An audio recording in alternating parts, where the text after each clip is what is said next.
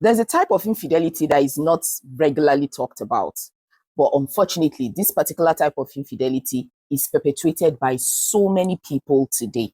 I mean, we know about the sexual infidelity, we know about the emotional infidelity, but this particular infidelity we're going to be talking about in this video does not get as much airtime as the other types of infidelity, but it can also be as deadly as those other types. And I'm going to discuss this with a very shocking video that I found on the internet. I want you to watch this video with me. Yeah, shawarma, whatever I bring home every day. What is she looking for? I brought everything home. If I'm accusing her, we are together here. Now, when the money finish, because the way job I was doing is not stable. So what I did is, in advance, I want to make sure, I don't want to hear one day, there is no food in this house anymore. So what I do is I buy ahead, even if I don't have cash, I don't care. So I just want to buy. I continue buying in advance. And all of the sudden, the next thing, when we have a misunderstanding about cash, 24,000 naira, we were in the hospital with my daughter. I don't have money. I have to wait for my brother. He's not in Nigeria. I have to wait for my brother to send me money. Why I did not approach her to give me money is that a day before then, I was even struggling to send her money to eat in her working place. This person have more than 600,000 in her account. So we were together in the hospital. When I was looking for a way to deposit that money so that I can treat my daughter. This is not the first. When we brought her home, I think based on change of environment, I faced significant health challenge. She's here. I keep paying. We spend money in the hospital on that girl until she gets here. And this one that I'm talking about, just with 24,000 naira, and that is all. So when I discover that phone that ring, I said, okay, the response to me provoked me. I said, oh, you think I'm weak, Abby? You think I'm weak? And I seize the phone from her. I said, this phone will be with me for the next 3 days. I will not give you this phone. 24, is it up to 24 hours? 12 hours, not even up to 12 hours. She went to about another phone, 319,000. That is how I discovered, this person that I was looking for 24,000 naira yesterday has this kind of money in her account. Now, watching this video pisses me off, to be honest, because these days we live in a world where so many women have been trained or are being told to not help their husbands financially. And honestly, this doesn't make any sense to me, because why would you not help the person that you're walking life's journey with? Why would you not support the person that you have chosen to be the father of your children? A lot of women say, oh, for the longest times, men have treated women badly because women didn't have money, women were not financially empowered. I get that. We preach financial empowerment for women so that women will be able to make decisions for themselves, will be able to stand on their own, will be able to chase after their goals and their dreams. I honestly do not think that the idea of women empowerment, or the people who started this journey for women empowerment, I don't think their objective was to have women be wicked to the men that they are married to. Now, this video clearly shows us a woman who, rather than help her husband pay medical bill for their child, for their own child, would rather hold back that money and spend more than 10 times that amount to buy a phone, to prove to her husband that she's empowered. Her child was in the hospital and only 24,000 naira was needed to pay her bills, but she refused to bring out that money. In fact, a day before, she had made her husband send her money for lunch at work, claiming she didn't have a dime.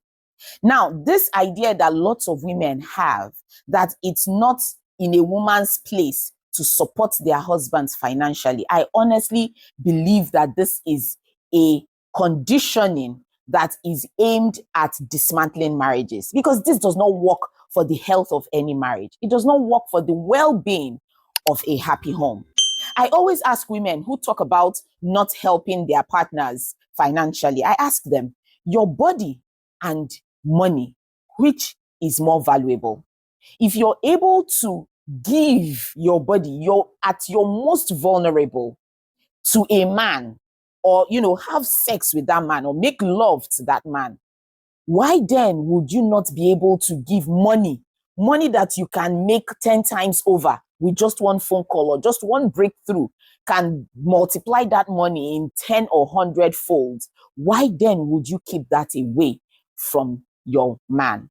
Now, lots of women say things like, oh, maybe the man is stingy. Oh, maybe the man is promiscuous. Maybe he cheats. You know, he has other women out there. And so the woman wants to keep her money so that in case anything happens, she can walk away. I get that. But would you also be stingy to your child just to get back at the father? I hear of women who allow their kids be sent home from school for school fees when they actually can afford to pay those fees. They say it's not their responsibility. I hear of women who allow their family to be thrown out by the landlord, refusing to pay the rent, even though they can't afford to do that, saying it's not their responsibility. What we fail to understand is that this is a form of infidelity.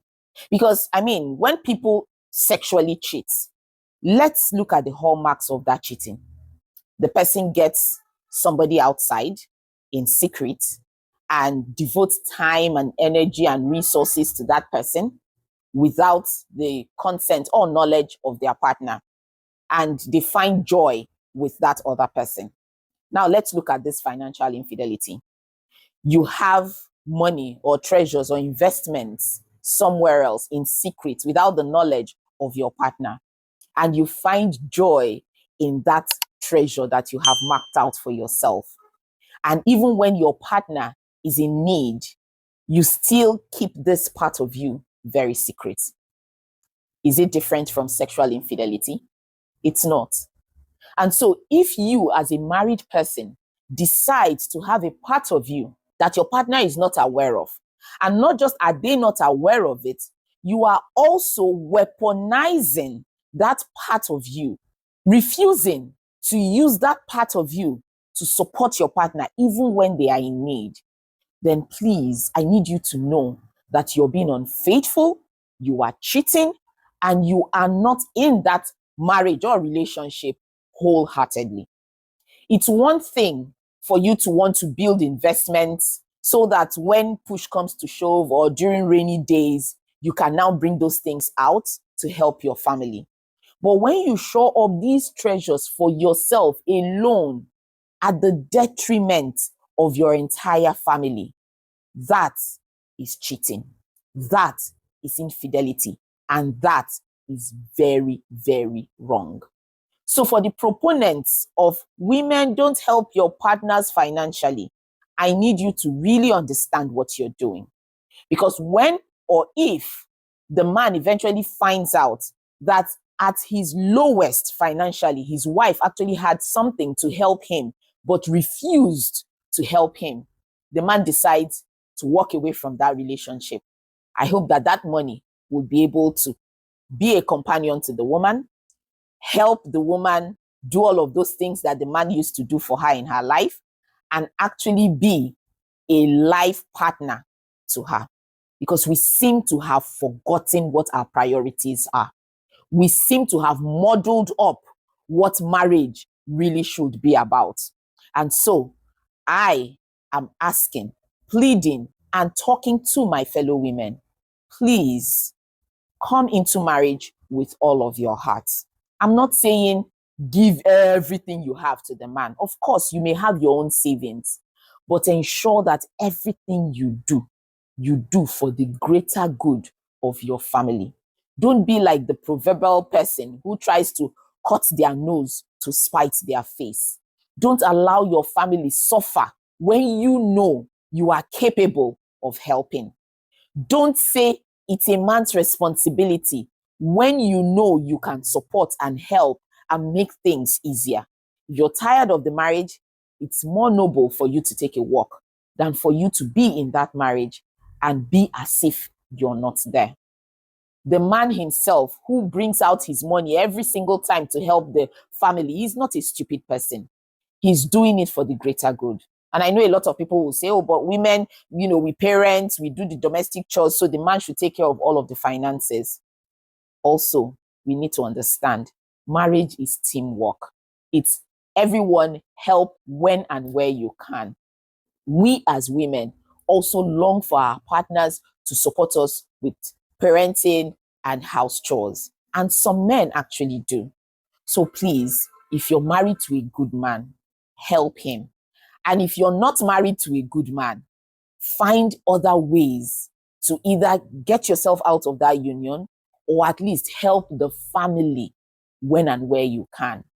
Because honestly, this thing that so many women do in a bid to show the man that they are capable and they are not to be toyed with ends up affecting the children in the long run. And we don't want that. So please, let's do better. So please, I ask that you share this video to others so that we can all learn together and grow together. I also want you to tell me in the comments, what do you think about what this woman did from the video I played earlier on? Do you support her? Do you think she did well? Or do you think she should have at least paid that bill for the child? I want to hear your thoughts. Also, for a woman who does not contribute financially to the home, even though she's capable of doing so, do you think that can be termed financial infidelity? Let's talk in the comments, okay? I want to hear from you. Have you subscribed to this channel? Do so that I would know that you are a bona fide member of my family. Until I come your way in the next video, stay safe, be good, and God bless you.